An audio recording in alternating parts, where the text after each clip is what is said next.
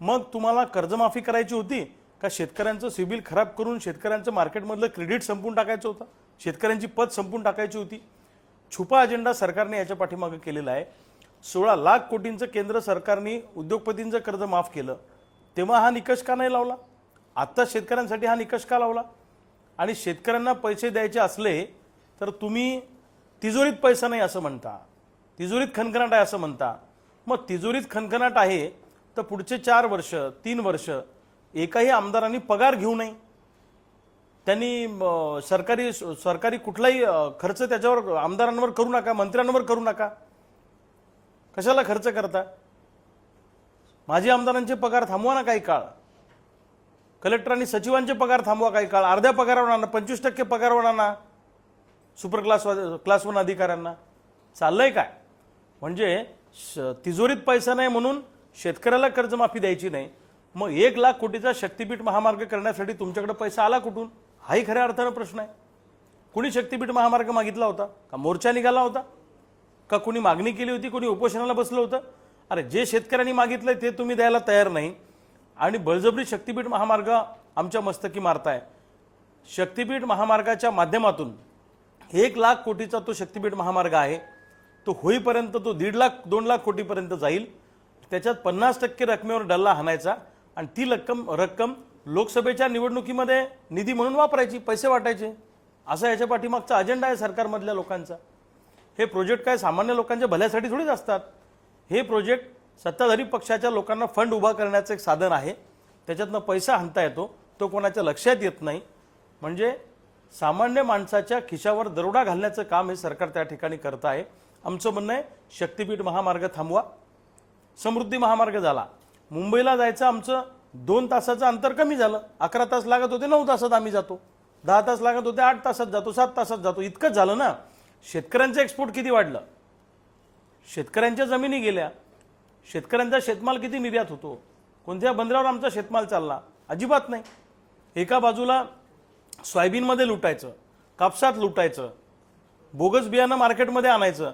तुमच्या नांदेड जिल्ह्यामध्ये आणि हिंगोली जिल्ह्यामध्ये मोठ्या प्रमाणामध्ये आंध्र प्रदेश आणि तामिळनाडूतून बोगस कंपन्या काम करत आहेत. बोगस सीड्स कंपन्या या भागामध्ये मोठ्या प्रमाणात आहेत बाउंड्री असल्यामुळे. आणि PGR नावाचा जो ॲटम आहे, प्लॅन्ट ग्रोथ रेग्युलेटर, म्हणजे पिकाच्या वाढीसाठी जे जैविक टॉनिक असतं त्यात पाणी विकलं जातं. हिंगोली जिल्ह्यात 750 कंपन्या आहेत, तुमच्या जिल्ह्यात सुद्धा 700-800 कंपन्या आहेत. या बोगस कंपन्या कुणाच्या आशीर्वादानं चालत आहेत? या सीड्स कंपन्यांकडून आणि या पेस्टिसाइड कंपन्याकडून मोठ्या प्रमाणामध्ये फंड घेतला जातो, हप्ते घेतले जातात आणि शेकडो कोटींची उलाढाल कृषी खात्यामार्फत केली जाते आणि यांना अभय दिलं जातं. म्हणून आमचं म्हणणं आहे की 1966चा जो सीड ॲक्ट आहे त्या सीड ॲक्टमध्ये बदल करा आणि कठोर शिक्षेची तरतूद करा. ज्यांनी बोगस बियाणं शेतकऱ्याला विकलं त्याला जन्मठेपेची शिक्षा लागली पाहिजे, त्याची धिंड निघाली पाहिजे मार्केटमधून, कारण त्यांनी सामान्य माणसाच्या जीवनाशी खेळ करण्याचं काम केलेलं आहे. हे सगळं चाललं कसं? एका सिनेमातला डायलॉग आहे, जर पोलिसांनी ठरवलं तर मंदिरासमोरची चप्पल पण चोरीला जाऊ शकत नाही, सरकारने ठरवलं तर बोगस बियाणाचा एकही दाना मार्केटमध्ये येऊ शकत नाही. पण सरकारचं या कंपन्यांना अभय आहे, सरकारमधल्या लोकांचं अभय आहे. मी पुढच्या आठवड्यामध्ये कोणते कृषी विभागाचे राज्य पातळीपासून खालच्या पातळीपर्यंत कोणत्या अधिकाऱ्यांचे किती हप्ते ठरलेले आहेत हे मी पुराव्यासहित सांगणार आहे. पुण्यात येऊन दाखवतो गंमत त्यांना काय आहे ते. महाराष्ट्रातल्या शेतकऱ्यांच्या पुत्रांची ताकद काय एकदा दाखवून देऊ.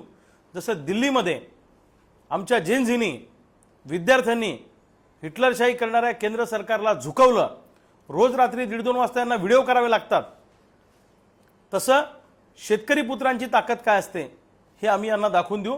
या सरकारला सुद्धा झुकायला आम्ही भाग पाडू. आमची मागणी एकच आहे की येणाऱ्या काळामध्ये सोयाबीनला उत्पादन खर्चावर आधारित भाव मिळाला पाहिजे, कापसाला चांगला भाव मिळाला पाहिजे, ऊसाची एक रकमी FRP आणि त्याच्यात वरतून 500 रुपये अजून दुसरा हप्ता शेतकऱ्यांना मिळाला पाहिजे. त्याचबरोबरीने दुधाचे दर वाढले पाहिजे, कांद्याचा प्रश्न सुटला पाहिजे. या सगळ्या विविध पिकांच्या शेतकऱ्यांसाठी एक व्यापक जनआंदोलन या महाराष्ट्रामध्ये कसं उभं राहील या दृष्टीनं आमचा सगळा हा दौरा सुरू आहे. आम्ही वेगळ्या शेतकरी नेत्यांशी बोलतोय, चळवळीतल्या कार्यकर्त्यांशी बोलतोय, तरुणांशी बोलतोय. निश्चितपणे प्रचंड राग शेतकऱ्यांच्या मनामध्ये आहे. एका विद्यार्थिनीने, अतिशय छोट्या विद्यार्थिनीने मोदींना शिव्या घातल्या तर मोदींनी रात्री 2 वाजता व्हिडिओ केला. पण सगळ्यात जास्त शिव्या केंद्र सरकारला आणि राज्य सरकारला तर शेतकरी घालतायत. फक्त शेतकऱ्यांकडे सोशल मीडिया नसल्यामुळे ते तुमच्यापर्यंत पोहोचत नाही. शेतकऱ्याच्या बायका सगळ्यात जास्त शिव्या घालतायत यांना. यांच्यापर्यंत जर तुम्ही कॅमेरे घेऊन गेले तुमचे मीडियाचे तर सगळ्यात जास्त घाणेरड्या शिव्या यांना पडतील. त्या शिव्यांचं आम्ही समर्थन करत नाही.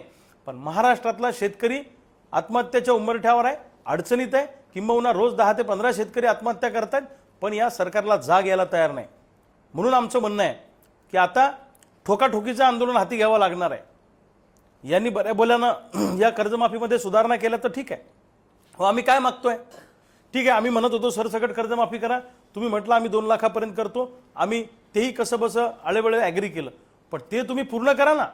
समजा माझ्याकडे 1.5 लाख रुपयाचं कर्ज आहे बँकेचं, तर 1.5 लाख सरकारने भरावे ना. सरकार म्हणतं आम्ही 70,000 भरणार, वरचे पैसे बँका OTS मध्ये सोडून देणार. मग आमचं सिबिल खराब झाल्यावर आम्हाला एज्युकेशन लोन मिळणार नाही, बाकी इतर लोन मिळणार नाही. म्हणून आमचं म्हणणं आहे की पूर्ण पैसे सरकारने भरावेत. आणि तिन्ही कर्जमाफीतून जे लोक सुटले, एक पवार साहेबाच्या काळातली कर्जमाफी, एक फडणवीस साहेबाच्या काळातली कर्जमाफी, एक उद्धव साहेबाच्या काळातली कर्जमाफी, तिन्ही कर्जमाफीतून सुटलेल्या लोकांना या कर्जमाफीमध्ये समाविष्ट करा.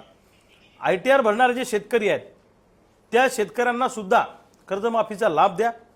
मयत शेतकरी जे आहेत त्यांच्या वारसांना कर्जमाफीचा लाभ द्या. ही पण आमची मागणी आहे. आणि रेग्युलर कर्ज भरणाऱ्या शेतकऱ्यांना 50,000 नाही तर 2 लाख रुपयाचं प्रोत्साहन अनुदान द्या. त्यांनी रेग्युलर कर्ज भरून चूक केलेली नाही, ही आमची मागणी आहे. आणि याच्यासाठी आमचा लढा उभा राहणार आहे. जोपर्यंत न्याय मिळणार नाही तोपर्यंत लढाई थांबणार नाही. सरकारच्या बुडाखाली आग लावू, सरकारमधल्या मंत्र्यांना रस्त्यावर फिरता येणार नाही, अशा पद्धतीचं शेतकऱ्यांचं आंदोलन येणाऱ्या काळामध्ये असणार आहे.